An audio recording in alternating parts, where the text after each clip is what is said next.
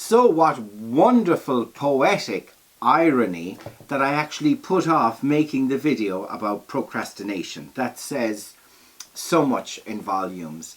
But I have been thinking a lot about procrastination, which is basically putting off what you can do today until tomorrow.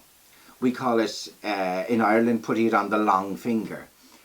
So I started really thinking about what is procrastination about? Why do I do it? And I started thinking, well, if I got everything done I was supposed to today, how would I feel at the end of the day?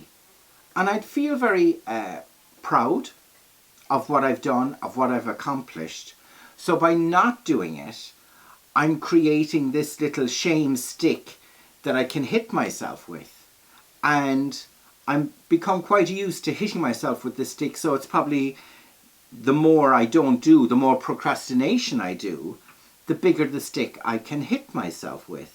So I think that really is one of the main reasons, for me anyway, for procrastination, is I'm concreting that feeling of you're useless, you know. So 3 little things I started doing, and I am getting there.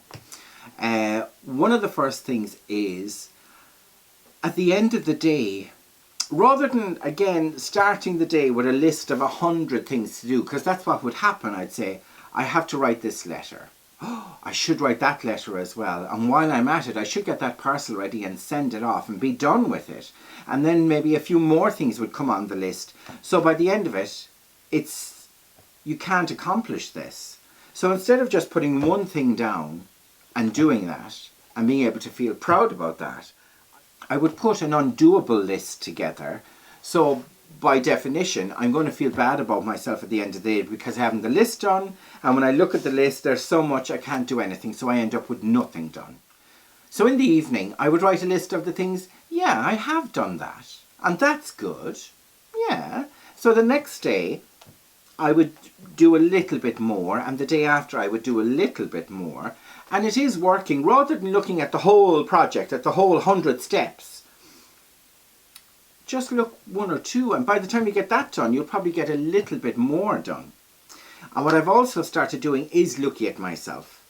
I am a person who likes to do things the last minute, right up to the end, because I think I would be scared if I had it all done.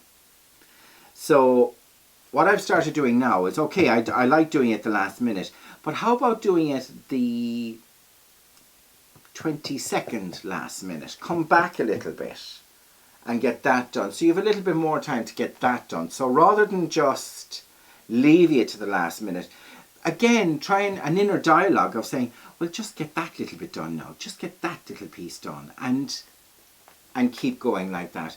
And as well, I'm just going to show you a clip from the kind of diary I've been keeping. That'll all come more apparent later on. But just one little thing I noticed as well about procrastination. So I'm here in the middle of all this, and I'm going to get it cleaned up. It's Friday morning now. Yesterday I did a little bit of a slip, I suppose, a stagger, because to get over the procrastination, I started ringing people, I started texting people, I started engaging with people, and I noticed something. It's like I can sit here and say, oh, I must ring Mary to do A, and I must ring John to get B. But then Mary comes back and she says, no, I can't do A, but I can do C. And then John says he could give me B, but you know, it all gets complicated. It's like tennis. You put out one request, but then of course it's not a perfect world, so people come back with other ideas and solutions, and then I have to answer back again, and it's a real chain of events that I have to be on top of and making decisions and knowing why. And I think that's part of the reason as well that I procrastinate, because I think what I'm doing is, instead of solving problems, I'm shelving problems. So really, I haven't solved procrastination yet, but I'm not going to let it bog me down. I'm just going to keep going, keep working, get stuff done, feel proud of what I've done, rather than feeling shame of the things I could have done, should have done, would have done, because you could have a horse box full of stuff if you go down that road. But really get stuff done and get it done now. Do you know, that's another big thing that I've started doing is, you know, I'm thinking of, I could do this, I could do that, and what about that? No, just get that little thing done. Just, you know, be nice to yourself as well. Just get that little thing. So another thing that's been playing on my mind at the moment is making these life decisions, these big life decisions. I'm moving. I'm going to a house that I'm going to sell. I have some land I'm going to sell. I want to buy another place that's going to be totally mine. And there's a lot of decisions in there as well, because with estate agents and prices, you're constantly having to make decisions. So I'm going to talk about that very soon. I'm going to say next week. So understand what kind of a person you are. Are you very organized? Or are you very disorganized? Have a look at how you've got things done before and trust yourself to get them done. Be kind to yourself, but also keep a list of the things you have done.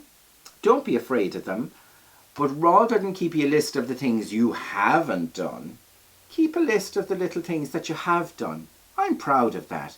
And that gives you a little impetus to keep going. And if you do need a break, take a break.